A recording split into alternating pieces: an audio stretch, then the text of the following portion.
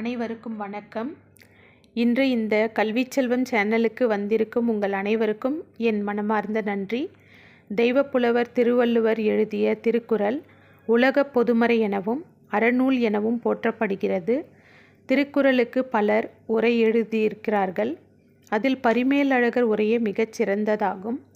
பரிமேலழகர் தனது உரைப்பாயிரத்தில் இந்த நூலை எப்படி அணுக இருக்கிறார் என்பதை நமக்கு கூறவிருக்கிறார்.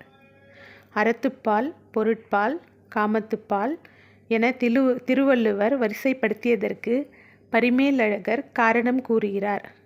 அறத்துப்பாலை ஏன் முதலில் வைத்தார்கள் என்றால், அறம் இம்மை பயனையும் மறுமை பயனையும் வீட்டையும் நல்கும்.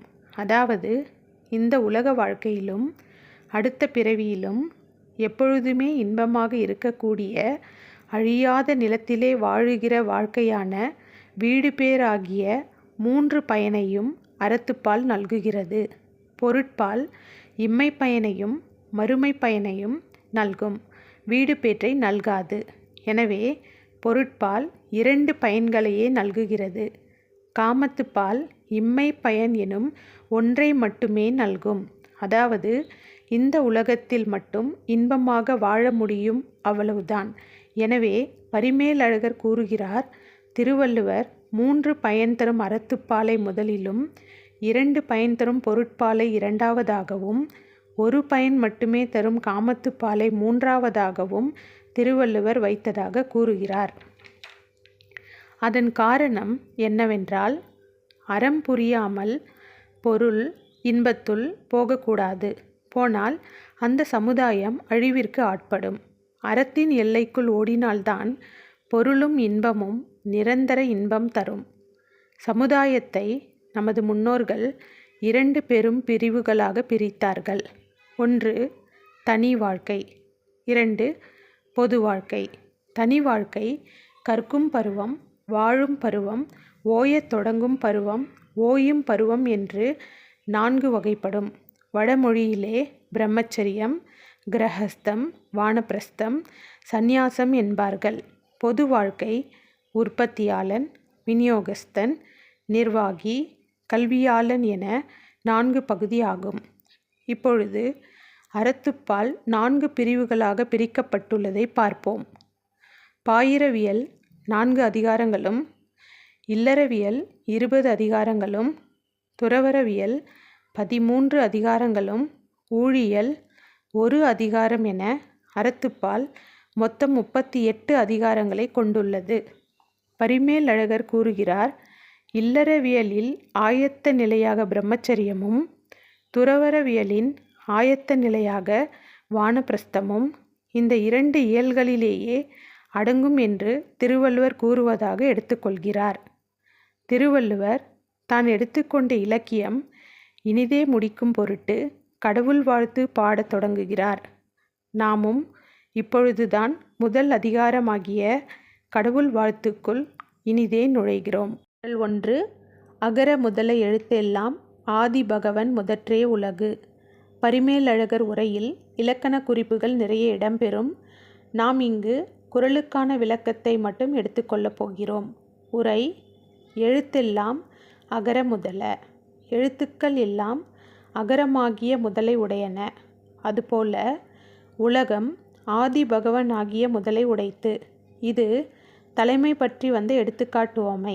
அதாவது எழுத்துக்களுக்கெல்லாம் அகரத்தை முதலாக உடையன. அதுபோல உலகில் வாழும் உயிர்களுக்கெல்லாம் ஆதி பகவன் முதலாக உள்ளார். எனவே எழுத்துக்களுக்கெல்லாம் தலைமை அகரம் எனவும், உலகின் உயிர்களுக்கெல்லாம் தலைமை ஆதி பகவன் எனவும் விளக்கம் அளிக்கிறார். இப்பாட்டால் முதற் கடவுளது உண்மை கூறப்பட்டது.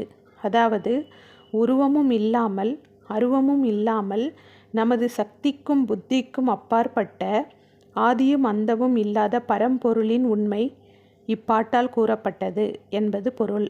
இனி 2வது குறளுக்குள் செல்வோம். குறள் 2: கற்றதனால் ஆய பயனென்கொல் வாளறிவன் நற்றால் தொழார் எனின். உரை: கற்றதனால் ஆய பயனென்கொல். எல்லா நூல்களையும் கற்றவர்க்கு அக்கல்வி அறிவினாலேயே பயன் யாது. வாளறிவன் நற்றால் தொழார் எனின். மெய்யுணர்வினை உடையானது நல்ல தாள்களை தொழாராயின். பிறவி பிணிக்கு மருந்தாதலின் நற்றாள் என்றார். ஆகமறிவிற்கு பயன் அவன் தாளை தொழுது பிறவி அறுத்தல் என்பது இதனால் கூறப்பட்டது. கல்வியின் பயன் அறிவு, அறிவின் பயன் ஒழுக்கம், ஒழுக்கத்தின் பயன் அன்பு, அன்பின் பயன் அருள், அருளின் பயன் வீடு பேராக மாறும். எனவே நாம் பயிலும் கல்வி அறிவாக மாற வேண்டும், அறிவு ஒழுக்கமாக மாற வேண்டும், ஒழுக்கம் அன்பாக மாற வேண்டும், அன்பு அருளாக மாற வேண்டும், அருளானது வீடு பேற்றை நல்கும். நமக்கு தெரிந்தவர்களிடம் மட்டும் காட்டுவது அன்பாகும். முன்பின் தெரியாதவர்களிடமும் காட்டும் அன்பே அருளாகும். கல்வியின் மூல பயன் வீடு பேற்றை அடைதல் ஆகும். இடையில் வரும் பணம், பொருள், புகழ் எல்லாம் நிலையற்றது என்பதை புரிந்து கொள்ள வேண்டும். கல்வி கடவுளை காட்ட வேண்டும். ஏனெனில் கடவுளே அறிவின் எல்லை என்கிறோம். எனவே அந்த எல்லையை நாம் அடைந்தால்தானே நாம் கற்ற கல்வி முழுமை பெறும். ஆகவே இறைவனின் பாதத்தை தொழாவிட்டால் கல்வியினால் பயன் ஒன்றும் இல்லை. எனவே இறைவனின் பாதத்தை நற்றாள் என்று சிறப்பித்து கூறப்பட்டுள்ளது. ஆகமறிவு என்றால் நூலறிவு என்று பொருள். எனவே இறைவனை அடைந்து பிறவியை நீக்குவதே கல்வியின் பயனாகும். மீண்டும் ஒருமுறை 2வது குறளை வாசிப்போம். குறள் 2. கற்றதனால் ஆய பயனென்கொல் வாளறிவன் நற்றாள் தொழார் எனின்.